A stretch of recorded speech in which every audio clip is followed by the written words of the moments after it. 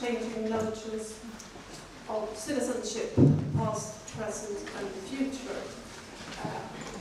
Tonight we're going to have two speakers, and they're going to speak in one row. Birgitta here from the Swedish Institute Alexandria will give a more closer introduction to tonight's program. I just want to give you some guidelines. But there's going to be two lectures, and then once the lectures are finished, we open for questions from the public in a panel session. And we think this program will continue until approximately 7:45. And I say this because the museum closes at 8, so I'm kind of eager that we start and get going. And with that, I give the word to Birgitta Alani, who is the manager of the Swedish Institute in Alexandria. Welcome.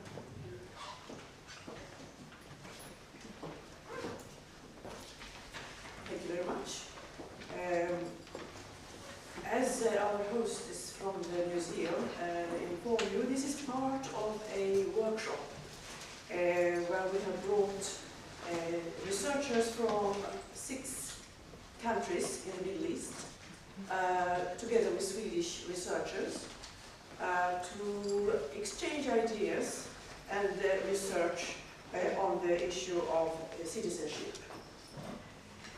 When we started to plan for this workshop, we came also across a proposal from Cairo University, which we found was very, very interesting. And we have joined forces together with Cairo University, the Research Institute, the Swedish Research Institute of Istanbul, and the Swedish Scientific Council. Together with us from the Swedish Institute Alexandria, we are the organizers of this workshop. This public event now is part of the workshop, which will continue tomorrow. There are, of course, different meanings of citizenship. For us, in the Institute, Swedish Institute Alexandria, dealing with issues like democracy and human rights, which is now, especially now after the revolution in Egypt and in Tunisia, our main focus. Previously we had some other focus as well, but now it is really those two issues that we are focused on. Taking into consideration our focus, the relationship of democracy and citizenship is quite interesting. Citizens' rights and obligations in a democracy, of course, differs from citizens' rights and obligations in autocracies. The relationship between citizenship and nationality, and between citizenship and ethnicity, are perspectives which are discussed during this workshop. The role of the media in the change of the concept of citizenship is another focus of the meeting. Citizenship and cultural diversity, as well as religious, are other themes during the workshop. Those of us present here who have lived through the revolt in Egypt are perhaps especially concerned with the session during the workshop of citizenship and the so-called Arab Spring revolutions. So these are examples of some issues that we are discussing. Now, we are extremely happy to have 2 speakers tonight, one has come from far and one has come from not that far. The one I will give the word first to is Professor Tarek Ramadan, who is a Swiss-born intellectual, well-known here and the rest of Europe and other parts of the world, philosopher, theologian, television presenter, academic, poet, and writer. He's also a professor of contemporary Islamic studies in the Faculty of Oriental Studies at Oxford University. And through his writings and lectures, Professor Ramadan has contributed to the debate on the issues of Muslims in the West and Islamic revival in the Muslim world. He's active at academic and grassroots levels, lecturing extensively throughout the world on theology, ethics, social justice, ecology, and interfaith, as well as intercultural dialogue. The the rubric of his presentation tonight is Defining Citizenship from a Legal Reference to a Cultural Understanding. Professor Ramadan, I am very happy to give you the floor, and most welcome to it.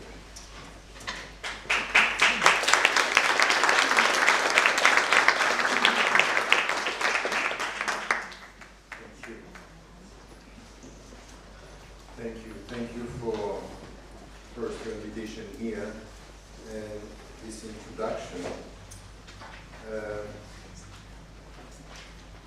As we are talking about a topic which is important for all of us, talking about citizenship and trying to talk about diversity, and as we have two speeches, two talks, two following talks, what I will try to do is to focus on some of the points that are important, or I see them as important when it comes to this discussion, and to raise some critical questions about what is happening today in Europe. And by the way, if we look at what is happening today in the States, we will see that there are common worrying realities that we are facing even in the States today, and it seems to be a common Western reality when it comes to diversity, even in old immigrant countries, in Canada, in the States, where the discussion about diversity and hyphen identity today is becoming a problem. If, for example, you just study what is happening in 17 states in the United States of America, where you have political groups and trends saying that today they are advocating against the implementation of Sharia. In some states, there are even not more than 10 Muslims. But it's just to spread around fear and to use this as the Muslims are not really American, because behind their bodies there is something which is their law are now they are trying to implement their laws and their legislation, which are at odds with the very essence of the American legislation. And I think we have to be very, very cautious. For years, I thought that this was a European phenomenon, and I think that now it's deeper than that. It's very deep, very complex, very difficult, and this is why we have to go from the legal objective discussion to something which is behind the legal discussion, and to understand at the end of the day something that we knew before, but it's quite clear now, that there is no legal discussion without facing and tackling the cultural landscape within which this discussion is taking place. So let me start with an introduction, two main points that I think are important. There is a very simple definition, objective definition of citizenship when you are a member of a structured society, that there are laws and you are a member of this society, meaning that you are sharing a passport, that you have duties and rights towards the community, towards your society, and I said duties and rights, and that you are considered as having this membership as part of your identity, and you are part of a nation. And citizenship on the objective ground is just to get that right. And this is the easiest way to say, okay, look, I'm a member of a society, I have a passport, and I share the duties and the rights of my fellow citizens. So the starting point of everything is citizenship is based on equal rights and equal duties.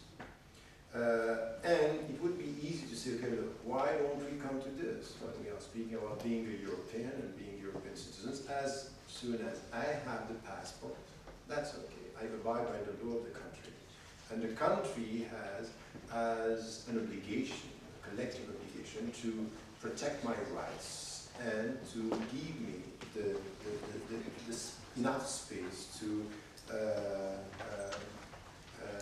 for me to provide my society with my contribution as a citizen. In fact, someone like a sociologist like Olivier Roy, who was studying this for years, is saying this is the only thing on which we have to rely. Citizenship, you abide by the law of the country. No one should be asked more than this. You are a member of the society, and even if you are a resident, you are in a country, you came into the country and you have the passport, the nationality, or you have a visa. And the visa explicitly or tacitly say you abide by the law of the country. That's enough. Just abide by this and it's enough. And it's optimistic, it's interesting, but it's not enough. Now we know, having, now reaching the third, fourth, even fifth generation of citizens, still called citizens with an immigrant background, meaning that in the way we are talking about them, their status as citizen is not enough to acknowledge the fact that they have the same rights and the same duties. You have to qualify them just to say, yes, they are citizens, but not exactly at the same level as the other citizens, the indigenous citizens. And the fact that you are adding a qualification to the legal dimension means that it might be that the legal could be distorted by the perception you have of it. And for years I have been working, especially when the whole discussion started in France about the laïcité and the secular system, is behind the whole discussion there was one point which was clear. Islam is a problem for the Muslims to get the same understanding of our understanding of citizenship and freedom. So the starting point is, yes, we are talking about freedom, but you don't have the same understanding as us. Who is this us? Who is this you? This started here.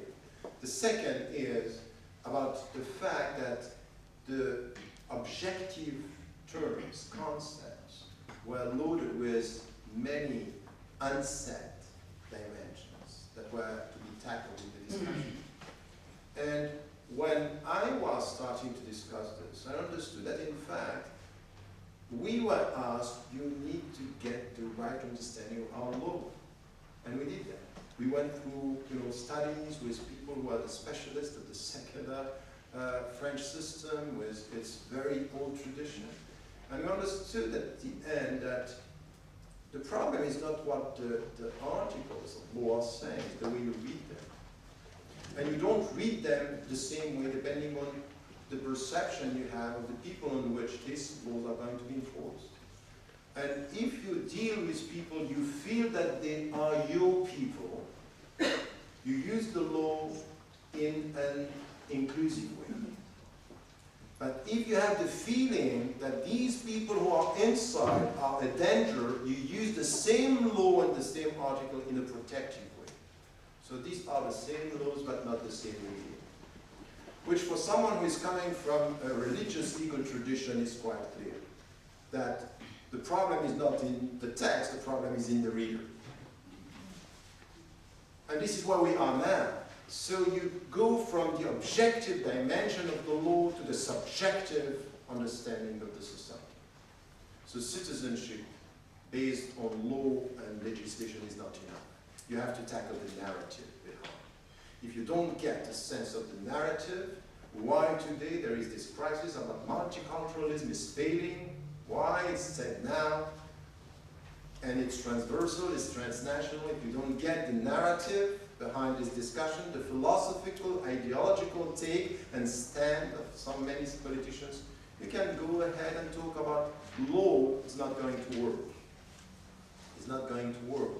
You will even have people, they are advocating something that could be a structural discrimination, but they are not aware of what they are saying.